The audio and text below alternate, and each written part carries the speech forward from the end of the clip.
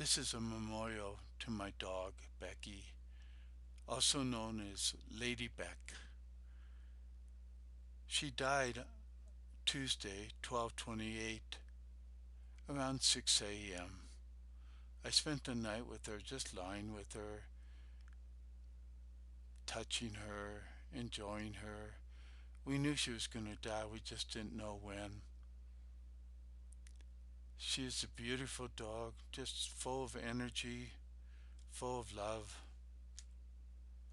and for that, I'm mightily appreciative. Here's a image of her romping in the snow a couple years ago. I thought she was going to live forever, the way her energy was and the way that she moved and how much she enjoyed life and how happy she was. But about 3 weeks ago, maybe four, she stopped eating one night and then didn't eat in the morning either. I took her to the doctor. They took an x-ray and they said she had a huge growth in her stomach. And we decided not to operate because it seemed to be entwined with the intestines. And more than that, I thought it would be hard on her, and I didn't think it would necessarily be the best thing for her. So we chose to just make her comfortable, make her, you know, she started eating again once we gave her some pain pills and some other homeopathic remedies. And for 3 weeks, she was doing fine. But then Tuesday, I walked with her during the day. I took her for a ride into town, but when I came back, her back legs no longer worked. And she was, basically, I carried her into the house. And from there, I put her on my bed, and she spent most of the evening on my bed. She was a beautiful dog. And at one point, I looked at her in her eyes, and she put her nose next to my nose, and her eyes were just luminous. They were full of love and trust, and I thought, gosh, that's the dog I love.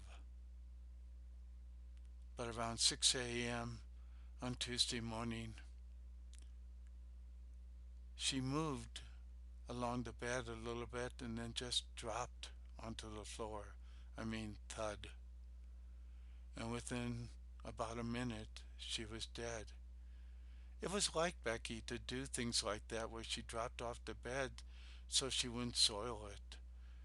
Because when she died, what was still in her mouth and some of her gut spilled out her mouth and she peed on the floor.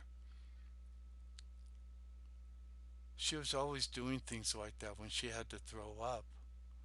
She would just throw up behind the couch or in a place where people didn't normally walk. She always tried to find a place.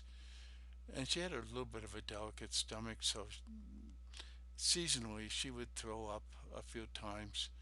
And but she was always trying to do it in such a way that it wouldn't be something that would impinge on other people. And in her death, she did the same thing.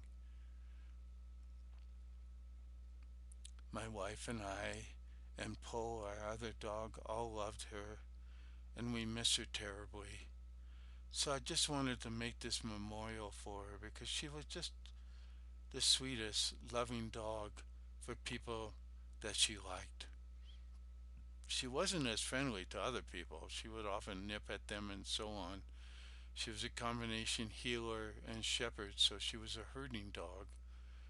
And but she was such a loving dog. She just full of energy. She played. She did everything. She just was a wonderful, wonderful dog.